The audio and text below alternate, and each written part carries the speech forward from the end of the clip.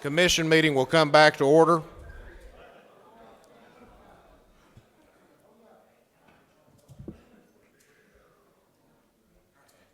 Chairman Teague, the floor continues to be yours. Having electronical issues. Yeah.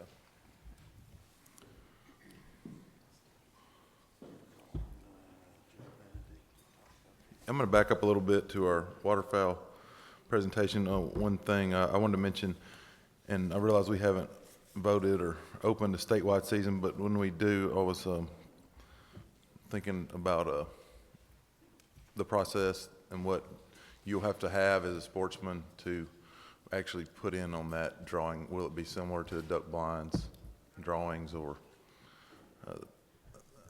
that may be cart in front of the horse, but just something I think we need to make sure we set up correctly. Also, I didn't ask for any public comment on the waterfowl recommendations. Like I said, we're not voting today, but I wanted to give you that opportunity. My computer died. Okay, Joe Benedict is going to come back, and we're going to review big game tagging and check-in system. Trey, I've got one question about the sand hill crane issue. Are they Please. required to have any kind of license before they put in for that drawing? Are they required to have any type of license, hunting license, before they put in for that sand hill crane drawing? Yes, they do, and What type? I don't remember that offhand. I'm sorry. I think it's a waterfowl license. Is that right? Even though they're not John. waterfowl, I think that's what it is. So the idea would be that when we move to a statewide computerized drawing, that the license requirement will be the same as currently is required during a handheld draw. So they'd have to have a typo 1 plus a state waterfowl stamp or license also, is that correct? I believe that's correct. If it's not, as a commissioner, I'd like to make sure that is the case, okay? We good? Okay. Okay. Thank you, Mr. Chairman and Commissioners. It's good to see you again.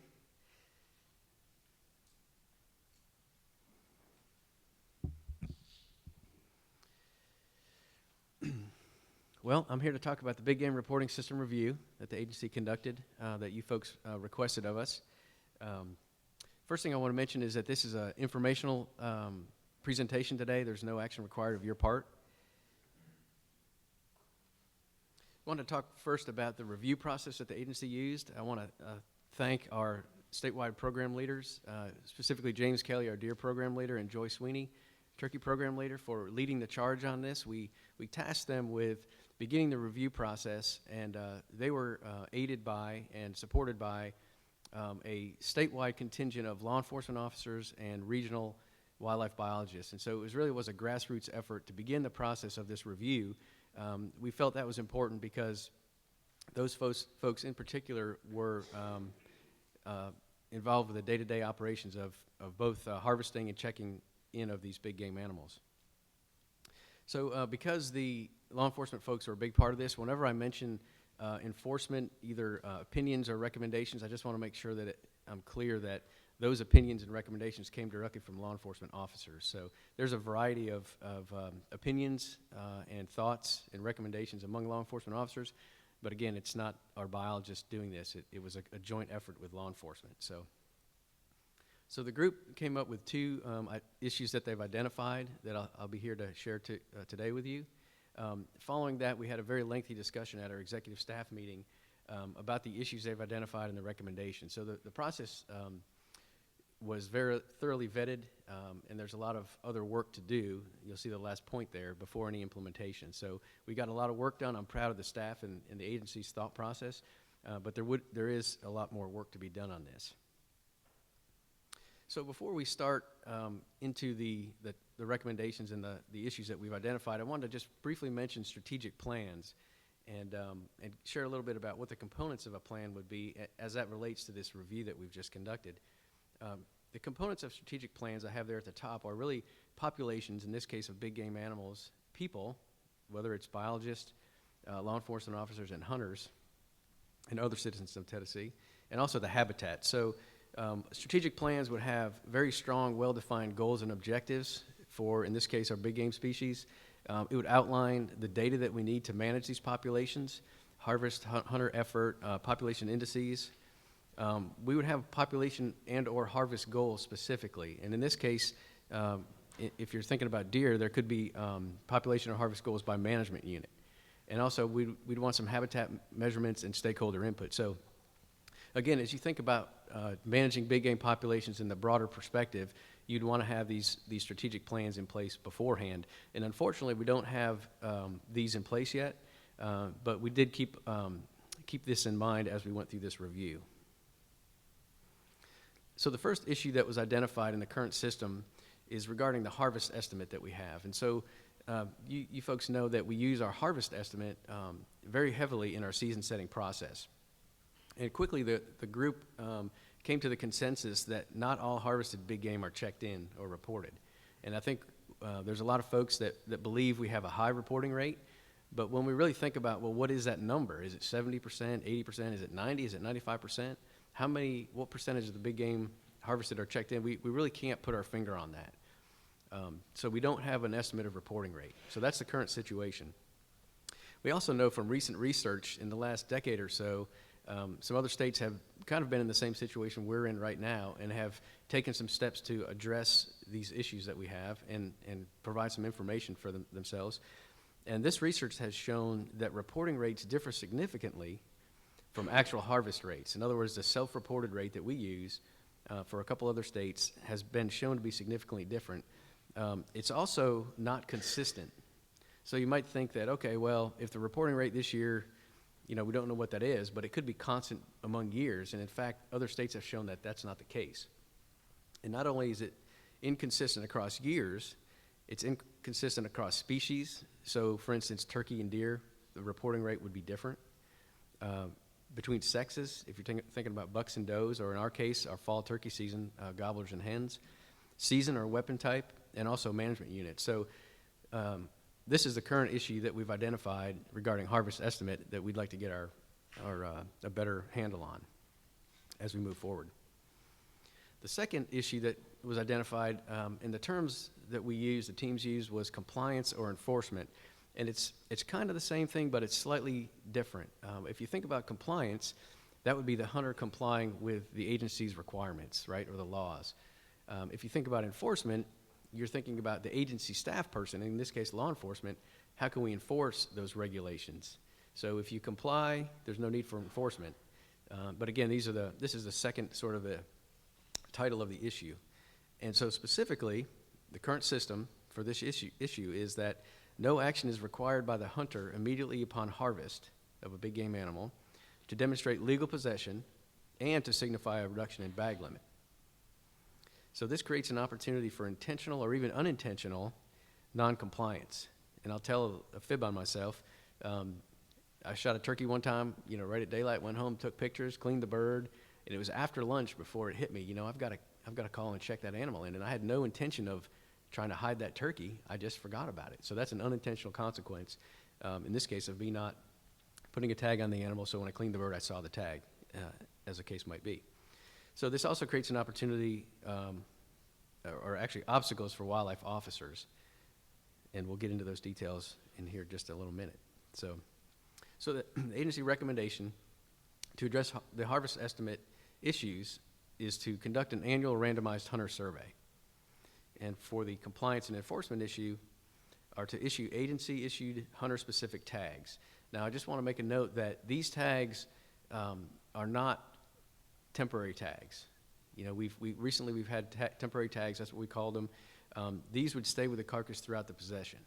So it's a slightly different tag than we had in the past. So again, just want to mention that further work is needed on these, both of these recommendations, to outline options and get some more details of those options, and also the costs.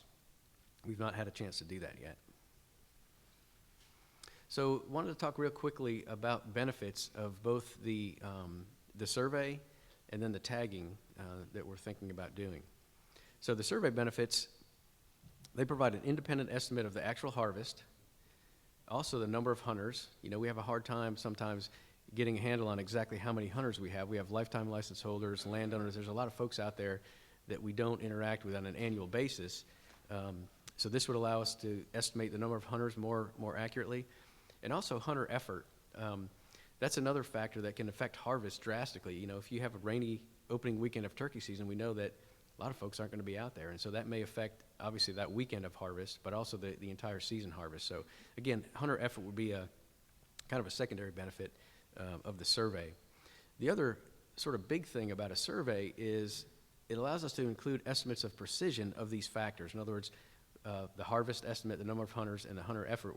We're able to, because of the survey theory, include estimates of precision of those numbers. And so the example is now, let's say we shoot 35,000 turkeys.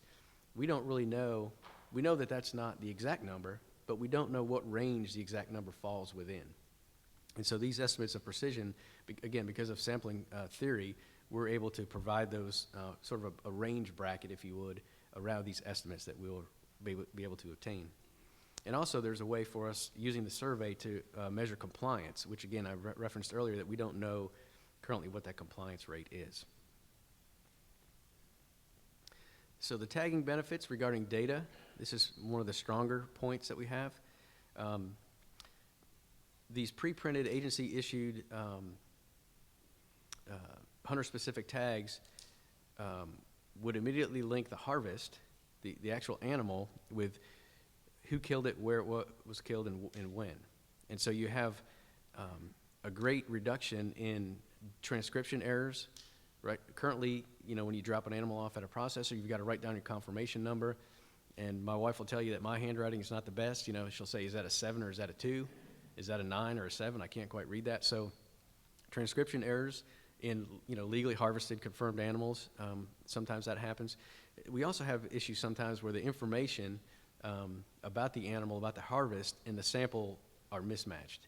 And this, again, this pre-printed label or this tag would reduce that drastically, which obviously cleans our data up and allows a lot of benefits for that. So a thing to point out is that this information would be available on these tags without the hunter being present. So the hunter, you know, essentially there's no change in how they process their animals when they drop it off at a taxidermist or a processor. They just drop it off and the tag's there and the information's already there that we would use in our collection of data later on. And also, one of the things we considered not only was the burden to hunters in any kind of recommendation that we would bring forward, but also, you know, what would it do to change the processors and taxidermists' process in receiving these animals from hunters. And this tag would reduce burden or not add any burden to these folks as well. And then there's intangible benefits of this data collection. Some of the folks in the field have interacted with hunters over the years, and they seem to question the agency's, the value of the individual animal that they've harvested to the agency. And so, well, y'all don't require me to tag these animals anymore, and do y'all really need this data? And so this intangible thing about the value of the animal, both to the agency as data and to the state in general, is something that the team brought up. And again, it's kind of an intangible thing, but I thought I'd share it with you here today. Thinking to the future, and I know this commission has been passionate and proactive about chronic wasting disease. Obviously, this is not anything we hope we would ever have to benefit. But again, if we went to some kind of tagging system and we were able to, or we did document chronic wasting disease in Tennessee, these benefits that I mentioned about having the tag with this linked information and there's no transcription errors, the samples are matched exactly with the animal and the location, having a process that hunters were familiar with already in place before we detected CWD would help a lot. And the last bullet there in the slide, it would allow us to do some things with zoning with the what's in the response plan for chronic wasting disease at a very quick notice. You could issue tags.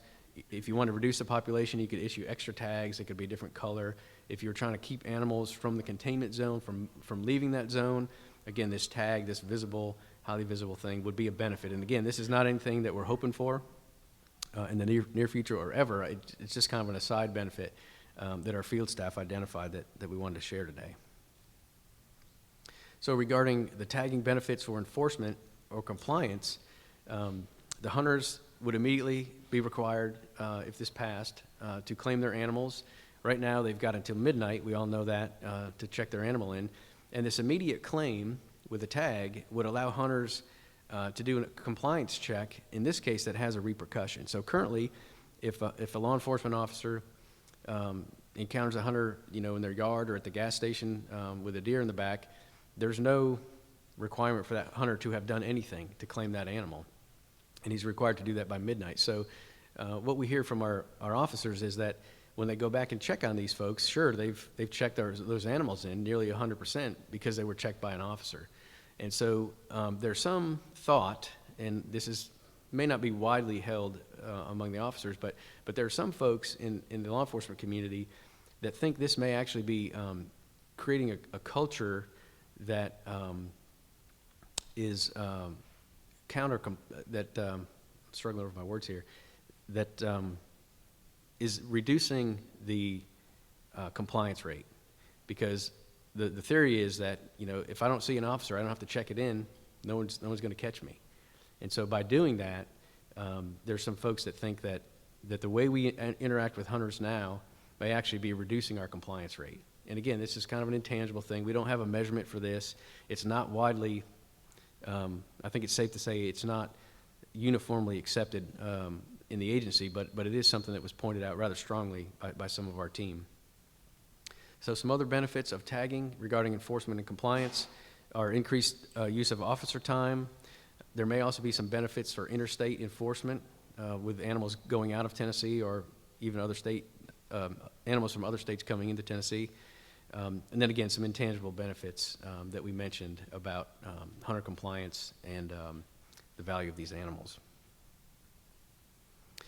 So this is the last slide here. So the next steps, one thing that was pointed out when we started talking to our IT folks about tagging and how this might work, and we have a new vendor, how would these things work? We're trying to do some preliminary work, and they were quick to remind us that if we made a change specifically for tagging, that we'd want to implement that at the start of a new license year. You wouldn't want to have folks that have bought a license, if we issue tags automatically, we don't want to have them have to come back and get their tags separately. So what they're recommending is that any change that we implement would not be in effect until March of 2018. So that's, it seems like a long time away, but there would be a lot to do in the year and a couple months that we have. So, and again, any change that's recommended, it still has to go through our staff process. And obviously this body would have to approve it. But then beyond that, once it would be approved, outlined, detailed, we'd work with our IT folks, with our vendor, how this would work, how do we distribute these things. And then the next step obviously would be to reach out to hunters. So we've got a long process ahead of us in the next steps. Specifically, the agency, our next steps in our teams would be to obtain cost estimates, both for the survey and these tagging options. There's still options within the tagging sort of subject matter that would have to be discussed. And then it would require some time to evaluate the options, the trade-off between the costs and benefits. And then what we're asking is to come back to this body after we've completed those couple of steps and bring detailed recommendations to you. So that concludes what I have for you, and I'm happy to answer questions. Questions, comments from the commission? Thank you, first off, for staff. I know it was a pretty heated meeting, and it's and at our requests to bring this forward. But the issues that you've brought up, show that we probably need a tagging system. I mean, and we can gather so much more information. We can, make requests when you check them in on some information that we're not getting now, debates our age structure and our turkey populations and all that stuff. Other than, unless there's just an exorbitant cost to it, I didn't see in your presentation any negatives to go into a tagging system. So I'd like to see us move forward with this as much as we can. So I know we're gonna have a long discussion about this regardless of what I say right now, but I'd like to, before we know the cost, you know, we can talk this in the dirt, but, you know, if it's totally cost prohibitive, you know, we're probably wasting our time and energy, so that would be, I would try to think that would be the next step, because, you know, if it's 7 figures a year, you know, I don't know if, you know, we're wasting time.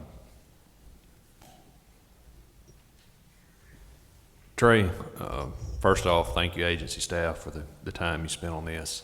I asked for this, for you guys to do this at the August meeting. You know, the purpose was, I think Jim mentioned at a later meeting, was for this current commission to be able to vote on a tagging system before they left in February. And I know it's important to some of them. I do feel like there was time to get it done. Maybe it didn't get started when it should. We all understand that. We all do that in our daily lives. I think this program is essential to the success of our big game program and our big game coordinators themselves, with the threat of CWD and deer and elk, the possibility of disease in turkeys. You know, we're doing a big study. I think it gives us an opportunity to ask questions of hunters, to have them answer questions that could give us some very important data that we need and our coordinators need, even in each region. But I would like to direct the agency, if I need to do it in the form of a motion, I will. I know it's a task, to come back with a proposal in February with individual cost on the tagging system and a survey separate, not together. I'd like to see it separate. I do think the survey is important if it's cost effective, but I want to see the cost of that first. But do you need that in the form of a motion?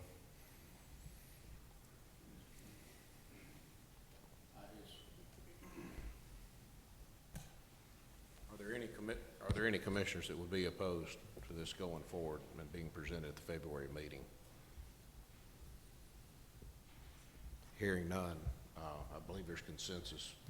Staff, if you would, pull the information together, and we're looking forward to your presentation in February. We'll do our best. And with the understanding of Commissioner Holbert that we'd like to vote on it, we'd like to hear the presentation, but we understand that it would probably be March of 2018 before it was implemented. I mean, I can see not being able to get everything in line in 2 months. Yins are awesome, but that's probably asking too much for everybody. I know our IT guys will have a lot of time to figure some stuff out, so, but I got the utmost faith in you. So, thank you. So as it pertains to the survey, you know, it's pretty much an honor system. The tagging, the surveys, it's all an integrity honor system issue. Is there any reason to think the survey is going to be any more accurate? Because I don't think anybody in the survey is going to report that they harvested more than the limit. And so are we really getting that great of information from, not saying not to do it, but how accurate do you think that is? Right. Well, so there's a lot that goes into survey theory, and I'm not a survey theorist, if that's a term. But one of the big things is, you're right, folks may not tell the truth. There's some similarity with our current self-reporting, where folks aren't telling the truth. In fact, they're not reporting. So we don't know what we don't know is kind of a cliche to say, but with a survey, the way survey theory works is you decide what precision level. Let's just say we want to be 95% certain in our number. And once we do that, their statistician tells you how many samples, how many surveys you've got to get completed. And then you're able to, because of the survey theory, calculate a confidence interval, so sort of this range of data. And so with the results of that, and I'll just make up an example, if we had 35,000 turkeys harvested based on our phone survey, our mail survey, and we use a 95% confidence interval, and we have this range, the way you would report that to someone or explain that to somebody would be, and if it was a 10% confidence interval, and it was 30,000 turkeys, you're talking 3,000 turkeys. So we would be 95% sure that the real turkey harvest, which we We don't know what it is. We just know that it would be within this 10% confidence interval. So in this case, it would be between 33,000, if our harvest estimate was 30,000, and 27,000. Right now, we just really don't know if we have a 30,000 reported harvest, where the real number is, because we don't know the reporting rate. So you're right, we're never going to know exactly how many turkeys, but with the survey, you're able to frame how confident you are in this population or this harvest estimate. Mr. Chairman, I know this is a work in progress, but I guess my concern is if you have a situation, as we do in Unit L, where you can harvest 3 does a day, I mean, how can you, do you have any idea how you would physically provide tags to hunters who could potentially kill, I guess, 100 deer or more? Somebody said 200 deer in a season. I mean, is that something that you envision being the responsibility of the hunter to print out these tags? And if you go that way, there are people still who don't have the access to printers and computers. Or, you know, do you send every hunter in Unit L 200 tags at the beginning of the season? I have real issues with that. If I may address the question, those are good points, and the team identified those issues and is struggling with them. I think folks are, as they're driving around doing their normal work, they're trying to figure out the answers to some of those questions. We did ask our vendor for the last couple of years what was the most number of deer that anyone checked in, and the highest number last year was 56, and this year was 40, upper 40s. So while someone could kill, let's say 200 does, the number is much smaller than that, but it still is an issue. I mean, how do you give someone 50 tags? So our IT folks have been talking with Brant, our new vendor. There's some options out there electronically, but there are some folks, a lot of folks, as we learned this year, that either don't have access to a computer, they don't have smartphones, they don't have a smartphone signal. So these really are issues that we're going to work out. And one of the things when we had our program leaders begin this effort with our statewide staff, we really challenged them to think about this from a hunter standpoint. We have data needs, but we also want to make sure that we're thinking about this from a hunter. So again, this is why we're asking for some more time to look at these options and really kind of get down in the details of what we think would be best for those situations. Joe, and I want to make clear that I do not expect you to have every detail worked out. I know that. Well, I realize, and this might be one of them. And, you know, that's an issue that you guys may have to work on a little while. Appreciate that. But I'm sorry, go ahead. well, that really affects cost, though. If you ask someone for an estimate of cost, we really need to know that. So thank you, but I think we'll probably still have to work hard on that. If we're going to have a tag at whatever point, I think if it not being a temporary tag, you know, the material is very important, and that's something, if you're talking about printing on your own or whatever, you know, a piece of paper from a printer is not something that I don't think would hold up, obviously, under elements or, you know, moving from your truck twice and processor, and it's a, you know, that's something I'd go right to the cost of what it would be to actually issue whether, I don't know what the material is, but, you know, I've used them in places, but. There's some other states that have some kind of innovative options on that we'll probably bring back to you next time to address that.